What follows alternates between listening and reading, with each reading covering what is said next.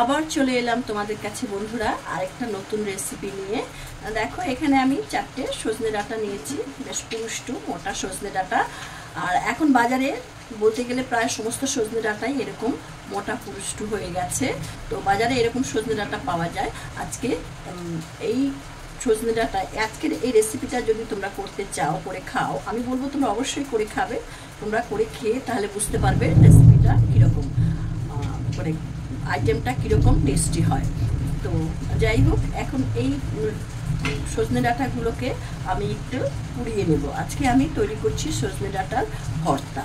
আর বাইরে দেখো খুব বৃষ্টি হচ্ছে, খুব বাজ পড়ছে, তোমরা সেটা বুঝতেই পারছো ভিডিওতে আওয়াজ শুনে। তো এখন আমি এটাকে সরিয়ে নিয়ে এই সজনে ডাঁটাগুলোকে আমি পোড়াবো। গ্যাসটা ধরিয়ে দিচ্ছি। এখানে রুটি শাকার একটা জালি নিয়ে আমি এর মধ্যে সজনে ডাঁটাগুলোকে এক এক করে দিয়ে দিচ্ছি। এই সজনে ডাঁটাগুলোকে বেশ ভালো করে পুড়িয়ে নিতে হবে।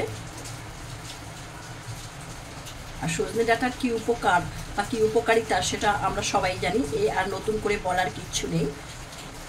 সজনে ডাঁটার কোনো জিনিসই ফেলা যায় না, প্রতিটি জিনিসই খুব আমাদের কাজে লাগে এবং আমাদের শরীরের জন্য খুবই উপকারী। আমার এই সজনে ডাঁটাগুলো একটা দিক পোড়া হয়ে গেছে, এবার আমি এটাকে একটু উল্টে দিচ্ছি।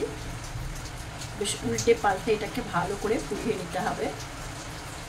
আজকে যদি আমার এই ভিডিওটি তোমাদের ভালো লেগে থাকে তাহলে আমার ভিডিওটিকে একটা লাইক দেবে, বন্ধু বান্ধবদের সঙ্গে বেশি বেশি করে শেয়ার করবে। আর কোনো কিছু জানার থাকলে অবশ্যই কমেন্ট বক্সে তা লিখবে, আমি তোমাদেরকে সে উত্তর দেব। আর যে সমস্ত বন্ধুরা আমার এই চ্যানেলটিকে নতুন, আমার এই চ্যানেলটিকে এখনও পর্যন্ত সাবস্ক্রাইব করোনি, তাদের কাছে আমার একান্ত অনুরোধ রইল চ্যানেলটিকে সাবস্ক্রাইব করবে। চ্যানেলটিকে সাবস্ক্রাইব করে বেল আইকনের অল অপশানটিকে তোমরা ক্লিক করবে, তাহলে আমার পরবর্তী সমস্ত নোটিফিকেশনস তোমাদের কাছে সবার আগে চলবে। সজনে ডাঁটাগুলো আমার কিন্তু বেশ ভালোভাবে পোড়ানো হয়ে গেছে।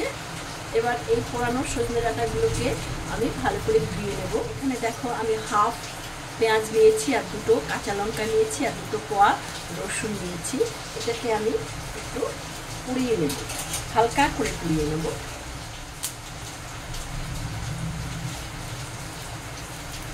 দেখো রসুনের খোলা আর পেঁয়াজের খোলা বেশ পুড়ে একদম ছাই হয়ে গেল। এবার এটা বেশ ভালোভাবে লঙ্কা রসুন সব পোড়ানো হয়ে গেছে। এবার এখানে যে সজনে ডাঁটাগুলো আমি পুড়িয়ে রেখেছি, সেই সজনে ডাঁটাগুলো দেখো বেশ সুন্দর সেই খুলে যাচ্ছে, ভেতরে দেখতে পেয়েছো। আর সজনে ডাঁটাগুলো কিন্তু খুব যে একদম বুড়ো তা কিন্তু নয়, বেশ মোটামুটি সজনে ডাঁটার বিচিগুলো বেশ কচিই আছে। এই যে এইভাবে ছাড়িয়ে নিয়ে এটার থেকে আমি আস্তে আস্তে করে চামচ দিয়ে, এরকম একটা চামচ দিয়ে এখান থেকে এই শাঁসটাকে বার করে নেব। দেখো শাঁসটা কীরকম বেরিয়ে গেছে। এরকমভাবে আমি এই পুরো 4টে সজনে ডাঁটার থেকে শাঁস বার করে নেব। বন্ধুরা আমার পুরো সজনে ডাঁটাকে আমি এইভাবে ছাড়িয়ে নিয়েছি। ছাড়িয়ে নিয়ে এতে একটু কালো কালো সজনে ডাঁটার ছালের ওটা থাকে, তাতে আমি একটু জল দিয়ে উপর থেকে ওই কালো ওটাকে ছাড়িয়ে, মানে জল থেকে উপর জলের মধ্যে কালোগুলো সব ভেসে থাকে, সেইগুলোকে ফেলে দিয়ে এগুলোকে আমি সুন্দর করে এই শাঁসটাকে তুলে নিলাম। তোমরা এইভাবে করে নেবে। আর যদি ওইভাবে না করো তাহলে বাটাটা ভর্তাটা একটু কালচে কালচে দেখাবে। আর দেখো এইগুলো আমার বেশ সুন্দর হয়ে গেছে। এগুলোকে আমি একটু ধুয়ে নিয়েছি হালকা করে, মানে উপরের কালো ভাবটাকে কাটিয়ে নেওয়ার জন্য। রসুনের খোসা, দুটো কোয়া রসুন, সেই রসুনের খোসা দুটোকেও ছাড়িয়ে নিয়েছি। এবার এটাকে আমি বাটবো। এর সঙ্গে আমি আর একটা জিনিস দেব, সেটা আমি তোমাদেরকে দেখাচ্ছি। গ্যাস ওভেনটা ধরিয়ে দিচ্ছি। ধরিয়ে দিয়ে এতে আমি একটা প্যান বসিয়ে দিলাম। প্যানটা গরম হয়ে গেছে বন্ধুরা। এতে আমি 1 চা চামচ পোস্ত দিয়ে দিলাম। এই পোস্তটাকে আমি একটু শুকনো খোলায় টেলে নেব। পোস্তটা তোমরা কাঁচা হিসাবেও ব্যবহার করতে পারো, তবে টেলে নিলে মনে হয় গন্ধটা, আমার মনে হয় গন্ধটা ভালো হয়। বেশ পোস্ত ভাজা হয়ে গেছে বন্ধুরা। দেখো প্রথমে আমি এই ভাজা পোস্তটা এখানে নিয়ে নিলাম, তার সঙ্গে নিয়ে নিচ্ছি এই পেঁয়াজ পোড়া, লঙ্কা, কাঁচা লঙ্কা পোড়া আর রসুন পোড়া। এটাকে আগে একটু আমি বেটে নিচ্ছি। দেখো দেখো আমার এই পোস্ত, কাঁচা লঙ্কা, পেঁয়াজ, রসুন এটা বাটা হয়ে গেল, এর থেকে বেশ সুন্দর গন্ধ বেরিয়েছে। তোমরা ইচ্ছে করলে পোস্তর সঙ্গে একটু চীনাবাদাম ভাজাও দিতে পারো।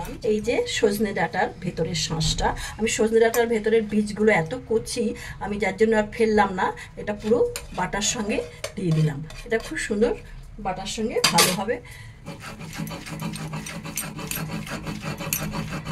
এটা বেশি বাটা দিতে হয় না, এক বাটাতেই পুরোটা কমপ্লিট হয়ে যাবে। পুরো সজনে ডাঁটার বিচিগুলো কিন্তু সমস্ত বেশ সুন্দর হয়ে গেছে, তার মানে সজনে ডাঁটার বিচিগুলোতে আমাদের কোনো অসুবিধা করছে না। যদি বুড়ো হয় সজনে ডাঁটা, বুড়ো বিচি হয়, তাহলে তোমরা সেই বিচিগুলো ফেলে দিয়ে বাটবে। দেখো এটা আমার বাটা হয়ে গেল। এবার এইটাকে আমি একটা পাত্রে তুলে নেব। এটাকে আমি এই পাত্রটার মধ্যে তুলে নিচ্ছি। এখন গ্যাসটা ধরিয়ে দিচ্ছি বন্ধুরা। গ্যাসটা ধরিয়ে দিয়ে প্যানটা আমি এখানে বসিয়ে দিলাম। বসিয়ে দিয়ে এতে আমি একটু সর্ষের তেল দিয়ে দিচ্ছি।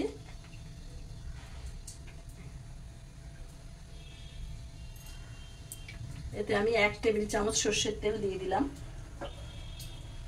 এটা আমার গরম হয়ে গেছে বন্ধুরা। এবার তেলের মধ্যে আমি একটা শুকনো লঙ্কা ফোড়নে দিয়ে দিলাম, আর দিয়ে দিচ্ছি এখানে সেই সজনে ডাঁটা বাটাটা এর মধ্যে দিয়ে দিলাম আমি। এখন এটাকে তেলের মধ্যে একটু ভালো করে নেড়ে দিচ্ছি। 1/2 চামচ লবণ, 4 ভাগের 1 ভাগ চা চামচের মতো হলুদ এতে দিয়ে দিলাম। দেখো বেশ সুন্দর ভাজা ভাজা হচ্ছে। এটাকে মিনিট 2 থেকে 3 আমি এটাকে ভাজা ভাজা করে নেব। তোমরা ইচ্ছে করলে এতে মিষ্টি খেতে দিতে পারো, যারা মিষ্টি খেতে পছন্দ করো। আমি এতে আর মিষ্টি দেব না। ভর্তাটা দেখো জলটা একদম শুকিয়ে গেছে। এবার এটাকে আমি নামিয়ে নেব। বন্ধুরা ভর্তা আমার একদম তৈরি।